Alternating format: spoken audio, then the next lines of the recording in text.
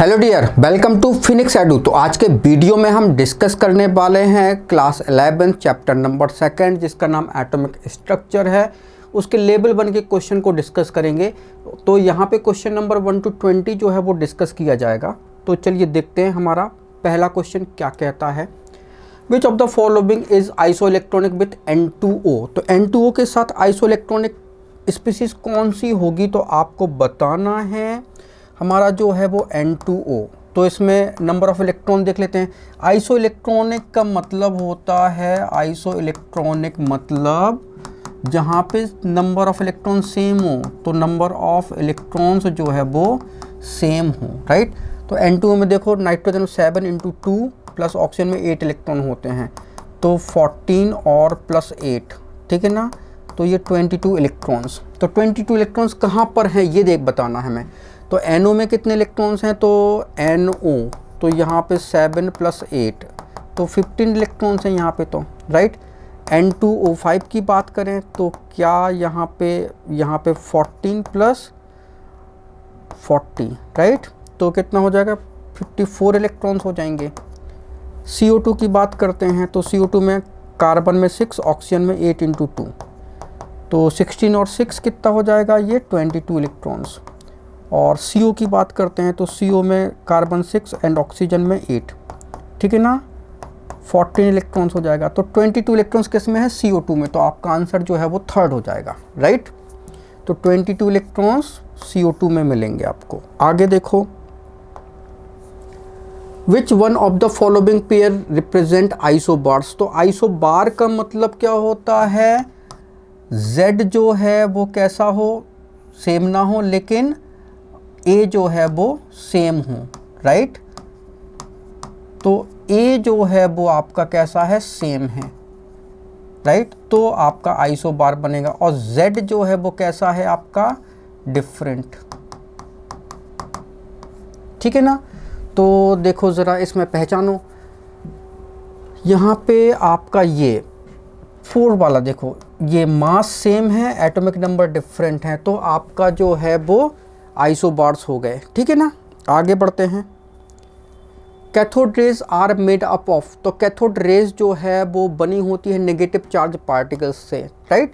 तो cathode rays की अगर हम बात करते हैं तो कैथोड रेज जो है that is the beam of electrons. तो इलेक्ट्रॉन्स की जो बीम होती है, राइट, तो इलेक्ट्रॉन की बीम्स जो है उसको हम बोलते हैं cathode raise, beam of electron that is cathode rays, right. आगे बढ़ते हैं।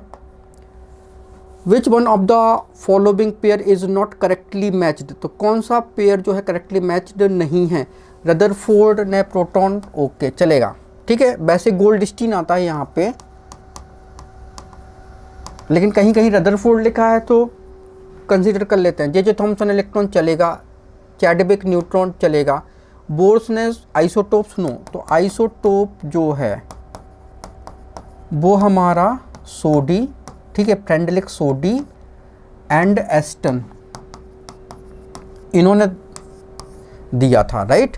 तो ये ठीक नहीं है। तो आपका आंसर जो टिक करोगे, राइट, तो टिक वाला आंसर जो है वो आपका होना चाहिए 4 वाला, राइट। तो नॉट करेक्टली मैच्ड, तो 4th आंसर हो गया, राइट। तो ये आपका आंसर है। आगे बढ़ते हैं। The nature of anode rays depends upon. तो एनोड रेज का नेचर जो है वो डिपेंड करता है कि गैस जो है वो, ये जो आपका डिस्चार्ज ट्यूब है उसमें गैस जो है वो कौन सी भरी हुई है, राइट।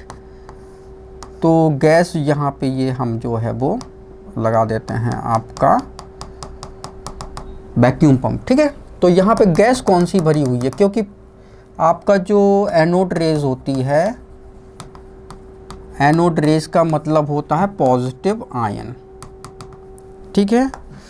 तो अगर मान लो हाइड्रोजन गैस होती तो यहाँ पे हाइड्रोजन का आयन होता, ऑक्सीजन गैस होती तो ऑक्सीजन का आयन आयनाइज होता, ठीक है। O2+1 कर लो या O2+2 होता, राइट। तो ये हो सकता है, ये यहाँ पे H+1 होता, राइट। तो आयंस तो किस पे डिपेंड करेगी, नेचर ऑफ गैस पे डिपेंड करेगी, राइट। तो एनोड रेज ऑक्सीजन के लिए अलग होगा, हाइड्रोजन के लिए अलग होगा, नाइट्रोजन गैस के लिए अलग होगा, राइट। तो नेचर ऑफ गैस पे डिपेंड करेगी, इलेक्ट्रोड से उसका कोई लेना देना नहीं है। इलेक्ट्रोड के नेचर पे जो है वो डिपेंड नहीं करती, डिस्चार्ज ट्यूब पे जो है वो डिपेंड नहीं करती, राइट। तो नेचर ऑफ गैस पे जो है वो एनोड रेज जो है वो डिपेंड करेगी। कैथोड रेज जो है वो किसी पे डिपेंड नहीं करती, ना इलेक्ट्रोड पे, ना गैस के नेचर पे, और ना ही डिस्चार्ज ट्यूब के नेचर पे, राइट। लेकिन एनोड रेज जो है वो गैस पे डिपेंड करती, कैथोड रेज नहीं करती। आगे बढ़ते हैं। The ratio of E by M value of a electron and alpha particle is. तो देखो जरा, इलेक्ट्रॉन के लिए अगर हम बात करते हैं E by M, तो इलेक्ट्रॉन के लिए तो E by M मतलब आपका चार्ज बाय मास। तो चार्ज कितना है इलेक्ट्रॉन पे? 1.6 10⁻⁻19 कूलम। मास कितना होता है? 9.1 × 10⁻31 किलोग्राम। ठीक है। अल्फा पार्टिकल्स के लिए बात करते हैं तो 2He4 ये अल्फा पार्टिकल होता है। ठीक है। इसके लिए E by M देखो, तो इस पर चार्ज कितना होता है? देखो ज़रा, चार्ज जो है 1.6 × 10⁻19 कूलम, क्योंकि इसमें जो है वो प्रोटॉन 2 हैं, न्यूट्रॉन भी 2 हैं, ठीक है ना, और इलेक्ट्रॉन जो है वो 0 हो गए क्योंकि 2 इलेक्ट्रॉन निकल गए। तो अल्फ़ा पार्टिकल मतलब हीलियम का न्यूक्लियस, ये अल्फ़ा पार्टिकल होता है अपना एक्चुअल में। तो ये प्रोटॉन पे चार्ज इतना है, तो 2 प्रोटॉन है तो 2 से मल्टीप्लाई करो। और मास कितना होता है? 1.6 × 10⁻27 किलोग्राम। तो ये चूँकि 4 होते हैं, ठीक है, एक प्रोटॉन न्यूट्रॉन का मास लगभग इतना होता है, तो 4 है इसका मास, तो 4 से मल्टीप्लाई करोगे, राइट। तो ये आपका जो है वो ये और ये, राइट, इसको हम वो कर देते हैं इलेक्ट्रॉन एंड आपका अल्फ़ा पार्टिकल। तो E by M जो है वो देख लेते हैं कितना होगा, राइट। तो 1.6 10⁻⁻19 × 4 × 1.6 × 10⁻⁻27 अपॉन 1.6 × 10⁻⁻19 × 2 करोगे इंटू, ठीक है, आपका इसका 9.1 × 10⁻31, राइट। तो ये आपका जो है वो रेशियो हो जाएगा। तो देखो ज़रा, ये से हमारा ये जो है वो कैंसिल हो जाएगा, ये से ये हमारा 2 हो जाएगा, राइट। और ये आपके कैंसिल नहीं हो रहे हैं, मतलब आपका 2:1, 1:1 एंड 1:2 कोई नहीं होगा, तो नन ऑफ दीज हो जाएगा। क्लियर है? ओके। आगे बढ़ते हैं। When atoms are bombarded with alpha particles, only a few of million suffer deflection, other pass out undeflected. This is because, तो देखो जरा, अल्फा पार्टिकल्स जो है वो एटम पे जो है वो बम्बार्ड किए गए, तो मैक्सिमम अल्फा पार्टिकल्स जो है वो सीधे निकल गए विदाउट एनी डिफ्लेक्शन, ठीक है। तो इसका मतलब है कि न्यूक्लियस जो है वो बहुत छोटा है और एक्स्ट्रा न्यूक्लियस पार्ट जो है वो बहुत बड़ा है, और वो कैसा है? एम्प्टी है, राइट। तो इसका आंसर क्या है? The nucleus occupies much smaller volume compare to volume of the atom, right. तो ये जो एक्स्ट्रा न्यूक्लियर पार्ट जो है वो बहुत बड़ा है, लेकिन वो कैसा है? एम्प्टी है, इसलिए अल्फा पार्टिकल्स जो है वो सीधे निकल गए विदाउट एनी डिफ्लेक्शन। जो पास से गुजरे उनमें डिफ्लेक्शन हुआ, और जो एकदम पास से गुजरा वो बाउंस बैक हो गया। क्लियर है? ओके। आगे बढ़ते हैं। Which one of the following constituent a group of isoelectronic species? तो isoelectronic species का ग्रुप कौन सा है? तो जहाँ पे इलेक्ट्रॉन सेम हो, तो isoelectronic species का मतलब होता है इलेक्ट्रॉन सेम, ठीक है, इलेक्ट्रॉन नंबर सेम हो। तो यहाँ देख लेते हैं, कार्बन में 6 इलेक्ट्रॉन होते हैं, तो 6 दूनी 12 और 2 14 इलेक्ट्रॉन, यहाँ पे 14 इलेक्ट्रॉन्स हैं। यहाँ पे 8 दूनी 16 और एक जो है वो इलेक्ट्रॉन आ गया, तो 17 इलेक्ट्रॉन्स हैं, ठीक है। तो ये आइसोइलेक्ट्रॉनिक तो नहीं होगा। यहाँ पे देख लेते हैं, यहाँ पे 6 दूनी 12 2 14 इलेक्ट्रॉन्स हैं, यहाँ पे 7 दूनी 14 1 15 इलेक्ट्रॉन्स हैं, तो ये तो नहीं है भाई, ठीक है।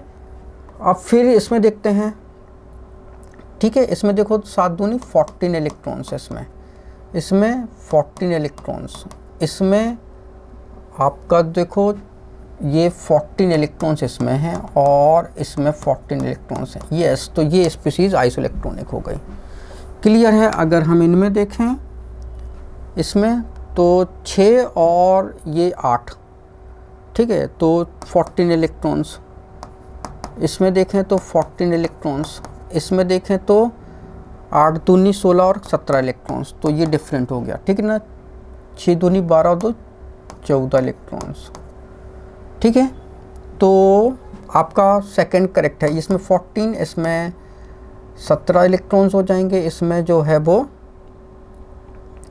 कितना हो जाएगा, 14 इलेक्ट्रॉन्स है ना, और इसमें जो हो जाएगा 14 इलेक्ट्रॉन्स, राइट। तो बस आपका सेकंड ऑप्शन करेक्ट है, राइट। तो यहाँ पे ये अलग है, यहाँ पे ये वाला अलग है, राइट। सेकंड ऑप्शन करेक्ट है। आगे बढ़ते हैं। मैच द करेक्ट टर्म, तो करेक्ट टर्म जो है वो मैच करते हैं। तो देखो ज़रा, एटॉमिक नंबर जो है वो सेम, मास अलग हो, दैट इज आइसोटोप्स। तो मतलब ये तो हमारा आइसोटोप होगा ए, ठीक है। Mass same, atomic number different, that is isobars. तो ये आपका होगा डी, आइसोबार, ठीक है।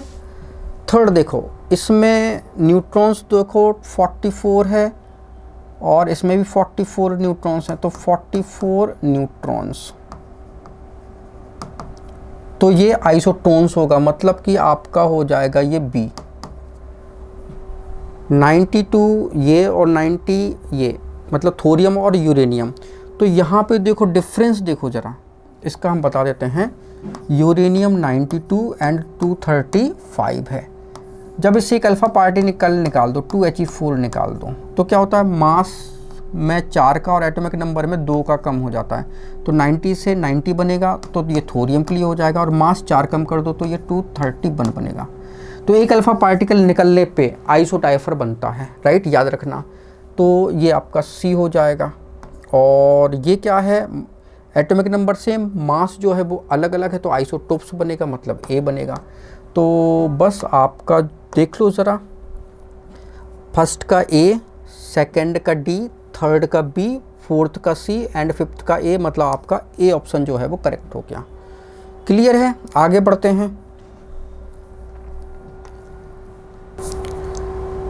तुम्हारा क्वेश्चन नंबर 10 है, the atom A B C have the configuration.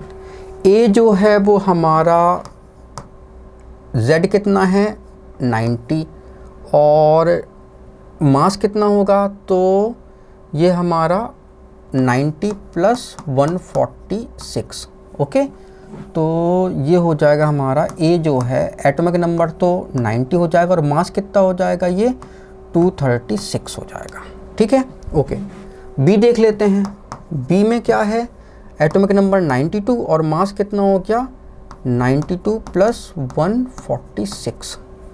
तो बी जो है वो हमारा 92 एंड 6 2 8 और 9 4 13 और ये 238, ओके। सी देख लेते हैं। सी जो है वो हमारा 90 एंड 148, तो 90 एंड 148, तो ये कर लेते हैं। सी जो है वो 90 है और ये हो जाएगा 8 और 3 एंड 2। तो अब हमको जो है वो रिलेशन बताना है कि हमारा रिलेशन जो है वो ए बी सी में क्या रिलेशन है इनमें। तो देखो ज़रा, ए सी में रिलेशन देखो ज़रा, तो ए और सी, ए सी एटॉमिक नंबर सेम, मास अलग, कैसे हो गए, ए सी जो है हमारा आइसोटोप, ठीक है ना। तो ए सी हमारा आइसोटोप्स है, तो ये आइसोटोन कह रहा है ना, ये गलत हो गया भाई। ए सी देखो ज़रा, ए सी जो है वो आइसोटोप्स है, यस ये गलत, सही है, ठीक है। ए बी आइसोबार्स है, तो देखो ए और बी, तो एटॉमिक नंबर जो है डिफरेंट और मास भी डिफरेंट, तो ये आइसोबार नहीं है, मतलब ये भी रॉन्ग हो गया। बी सी आइसोबार है, तो बी और सी देखो, तो ये एटॉमिक नंबर जो है वो कैसे है, डिफरेंट और मास सेम, यस ये आइसोबार है, ठीक है। बी सी आइसोटोप्स हैं, तो बी और सी आइसोटोप्स नहीं है भैया, ये आइसोबार्स हैं, तो ये भी रॉन्ग हो गया। तो ए सी ई जो है वो रॉन्ग है, तो रॉन्ग स्टेटमेंट पहचानना है, तो ए सी ई जो है वो रॉन्ग स्टेटमेंट है। क्लियर है, आगे बढ़ते हैं। In an atom 13 aluminium 27 number of proton is A, electron is, ठीक है, B and neutron is C, hence ratio will be in order C ratio B ratio A. Okay भाई, तो देखो ज़रा यहाँ पे हमारा एल्यूमिनियम 13 एंड 27 है, राइट। तो प्रोटॉन जो है वो ए है, तो ए इक्वल कितना हो गया 13 प्रोटॉन है। फिर इलेक्ट्रॉन इज़ बी, तो बी इलेक्ट्रॉन भी 13 है, एंड न्यूट्रॉन जो है वो हमारा सी हो गया, तो ये कितना है आपका 14 है, ठीक है। तो आपका ये बी और ये आपका सी। अब उसने पूछा है रेशियो ऑर्डर, तो सी रेशियो बी रेशियो ए, ठीक है ना। तो सी कितना है 14, फिर बी 13 और ए भी 13, तो 14 13 13 जो है वो कहाँ पे है, इसमें है 14 13 13, राइट। तो बस आपका ऑप्शन थर्ड करेक्ट हो गया। आगे बढ़ते हैं। The relative abundance of two rubidium isotope of atomic weight 85 and 87 are 75% and 25% respectively. The average atomic weight of rubidium is, तो रुबिडियम का एवरेज वेट जो है वो बताना है।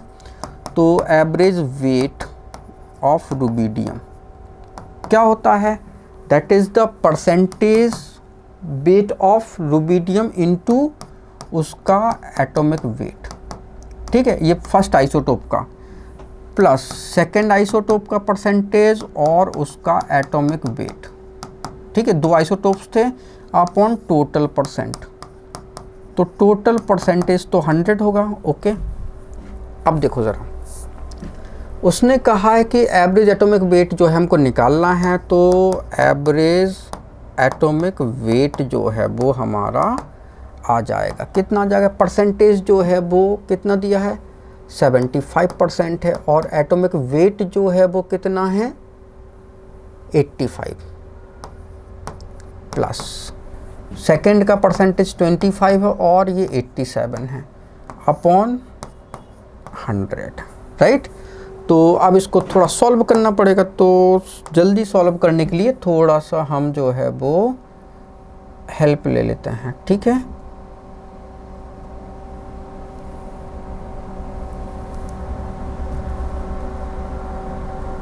ओके,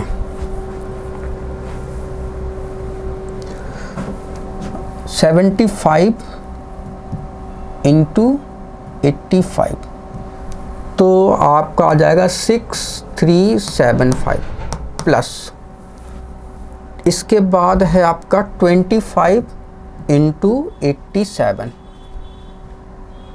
तो आपका हो जाएगा 2175 डिवाइडेड बाय 100, ठीक है। अब इसको हम ऐड कर देते हैं, तो भाई ऐड कर दो, ठीक है। आपका 6375 तो 8550 डिवाइडेड बाय 100, राइट। तो ये 85.50 जो है वो आ जाएगा, तो 85.5 मतलब आपका ऑप्शन सेकंड जो है वो करेक्ट हो गया। आगे बढ़ते हैं।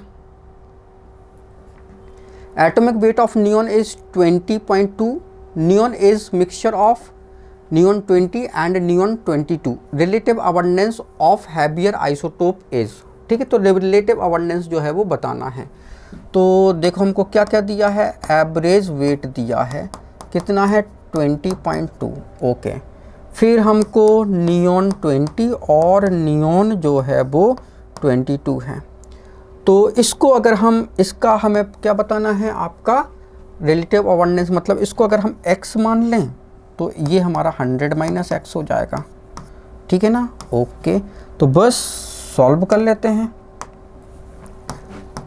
एवरेज एटॉमिक वेट इक्वल होता है, परसेंटेज ऑफ पहला आइसोटोप इनटू उसका एटॉमिक वेट, ठीक है, plus percentage of second isotope into उस आइसोटोप का एटॉमिक वेट, ठीक है, अपॉन टोटल परसेंट। ओके, तो एवरेज वेट तो कितना है भाई 20.2 है, इक्वल टू परसेंटेज जो इसका है नियॉन 20 का है, तो ये 100 माइनस एक्स इंटू 20 कर लो, ठीक है, प्लस सेकेंड का x इंटू एटॉमिक वेट 22 है, अपॉन ये 100 ही होगा, टोटल परसेंटेज तो 100 होता है, ठीक है, अच्छी बात है। तो ये जो है वो आपका हो जाएगा 20 इक्वल टू ये 2000 minus 20x plus 22x, clear है। तो ये आपका बचेगा यहाँ पे 2x, ये 20x और 22x में से 2x जो है बचेगा, और ये 2000 इधर ले जाओ तो 20 में से आप 2000 जो है वो माइनस कर दो, ठीक है ना। तो 2x इक्वल टू कितना बचेगा, ये 20 बचेगा, तो x इक्वल क्या हो जाएगा, ये 20/2, तो ये हो जाएगा 10, ठीक है ना। तो x जो है वो हमारा हो जाएगा 10, तो आपका x जो है वो 10% जो है वो आ गया, क्लियर है। तो हैवियर आइसोटोप 10% है और जो लाइटर आइसोटोप होगा वो 90% होगा, राइट। तो आपका अगला क्वेश्चन देखते हैं।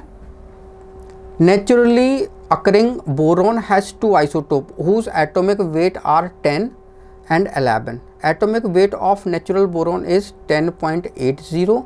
The percentage of isotope 1 and 2 respectively. तो परसेंटेज बताना है, तो देखो ज़रा, atomic weight of natural boron is इतना है, तो एवरेज वेट जो है वो दिया है, ठीक है, एवरेज एटॉमिक वेट जो है वो दिया है, तो ये परसेंटेज इनटू एटॉमिक वेट, ठीक है, plus percentage into atomic weight upon total percent, यही फॉर्मूला लगेगा, राइट। तो एवरेज वेट 10.8 जो है वो गिवन है, परसेंटेज जो है वो हमको बताने दोनों के, राइट। तो एक का आप जो है वो x ले लो इनटू उसका मास जो है वो आप 10 काउंट कर लो, प्लस एक का 100 माइनस x ले लो और उसका मास जो है वो आप 11, सो 11 काउंट कर लो, ठीक है, और अपॉन ये 100, टोटल परसेंटेज तो 100 होगा, तो ये आ जाएगा आपका यहाँ पे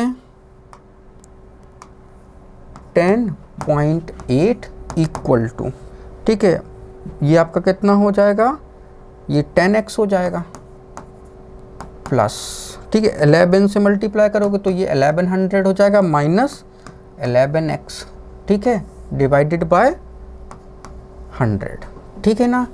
तो इसको जो है वो हम मल्टीप्लाई करेंगे तो क्या हो जाएगा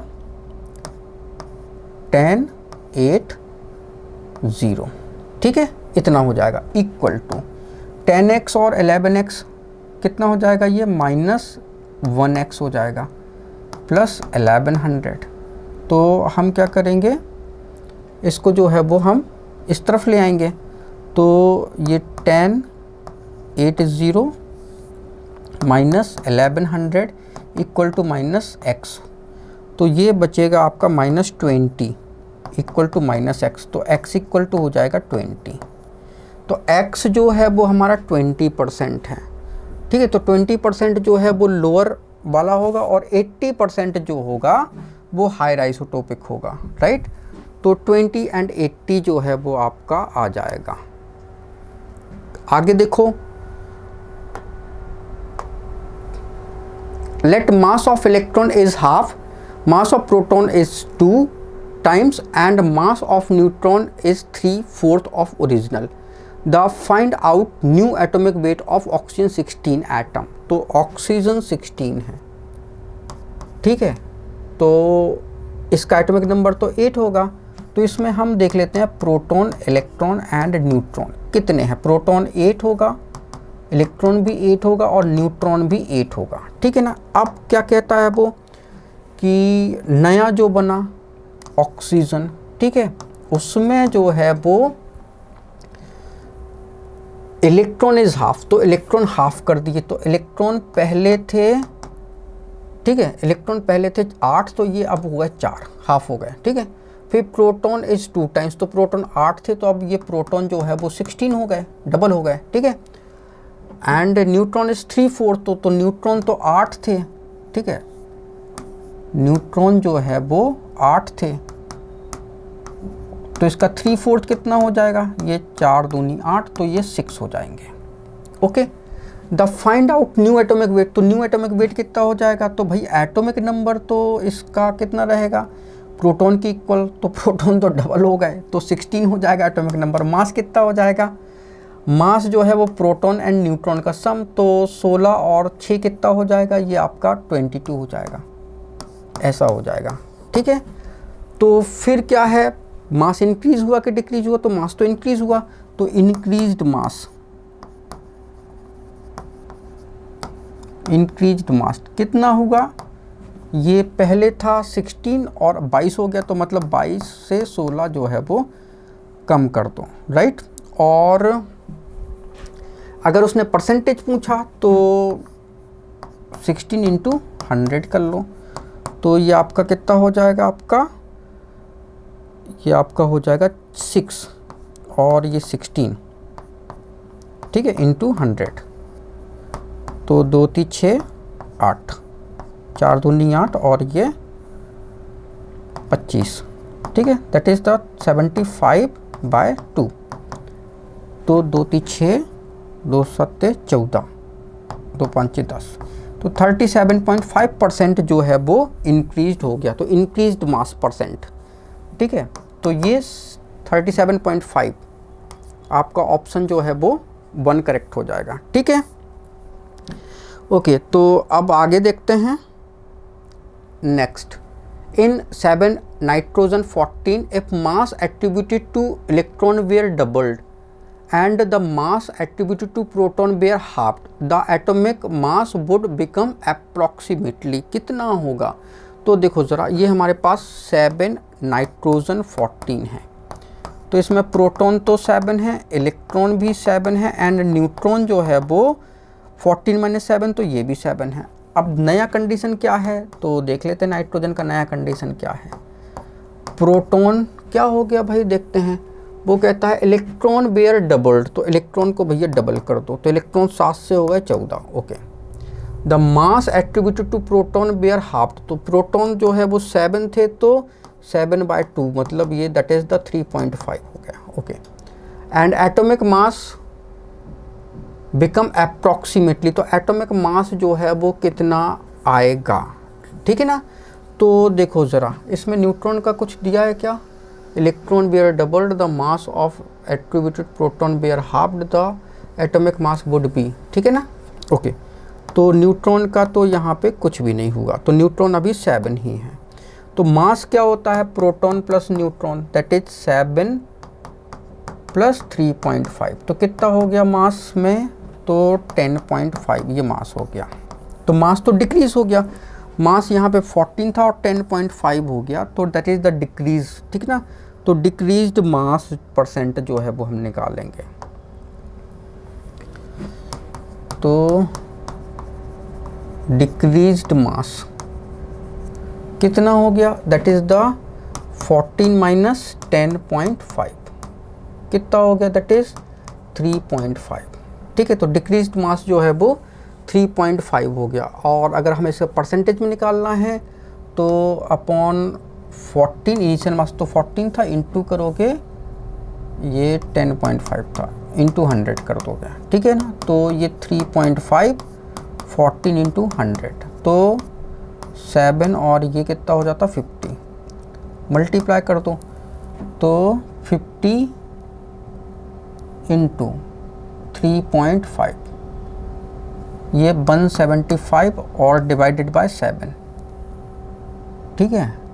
तो ये आता आपका 25% जो है वो डिक्रीज़ हो गया, राइट। तो डिक्रीज मास मतलब रिड्यूस मास जो है वो 25% हो गया, ठीक है। आगे बढ़ते हैं। A certain negative ion X-2 has its nucleus 18 neutron and 18 electron in its extranuclear structure. What is the mass number of the most abundant isotope of x is. तो देखो x-2 की बात करते हैं। इसका अगर हम न्यूक्लियस देखें तो न्यूक्लियस में क्या बताता है, दैट इज़ 18 इलेक्ट्रॉन, तो एक्स्ट्रा न्यूक्लियस 18 न्यूट्रॉन हैं, तो न्यूट्रॉन जो है वो 18 हैं और इलेक्ट्रॉन भी कितने हैं 18। तो मतलब फर्स्ट सेल में 2, सेकंड सेल में जो है वो 8 और थर्ड सेल में भी जो है वो 8 हो जाएंगे। ठीक है ना, ठीक है, 3 2 6 और 2 8, ओके। और थर्ड सेल में भी 8 कर दो तो 1 2 3 4 5 6 7 8, तो 18 इलेक्ट्रॉन हो गए। लेकिन यहाँ पे प्रोटॉन कितने होंगे, तो प्रोटॉन जो है चूँकि x-2 ये 18 इलेक्ट्रॉन हैं, तो अगर न्यूट्रल था तो यहाँ पे इलेक्ट्रॉन जो है वो 16 होंगे, मतलब इलेक्ट्रॉन 16 है तो प्रोटॉन भी इसमें 16 होंगे, न्यूट्रल जो x एलिमेंट है। ठीक है ना, तो प्रोटॉन तो यहाँ पे 16 है, तो मास कितना हो जाएगा 34। तो हमारी स्पीसीज क्या होगी x, एटॉमिक नंबर 16 है और मास 34 हो गया। तो एटॉमिक नंबर 16 किसका होता है, ये सल्फर का होता है, 16 एंड ये 34, राइट। तो हमसे क्या पूछा गया है, मोस्ट अबंडेंट आइसोटोप्स जो है, ठीक है, इसका स्टेबल आइसोटोप कौन सा है, तो सल्फर जो है वो 16 एंड 32 में स्टेबल रहता है। ठीक है, तो ये मोस्ट अबंडेंट आइसोटोप्स है, तो उसका मास जो है वो कितना है 32 है। क्लियर है, तो ये तो हमारा अनस्टेबल है और ये हमारा जो है वो स्टेबल है। आगे बढ़ते हैं, isotope of an element have. तो आइसोटोप्स जो है वो एलिमेंट में क्या होते हैं, तो देखो ज़रा, ऑक्सीजन के 3 आइसोटोप होते हैं, ठीक है ना।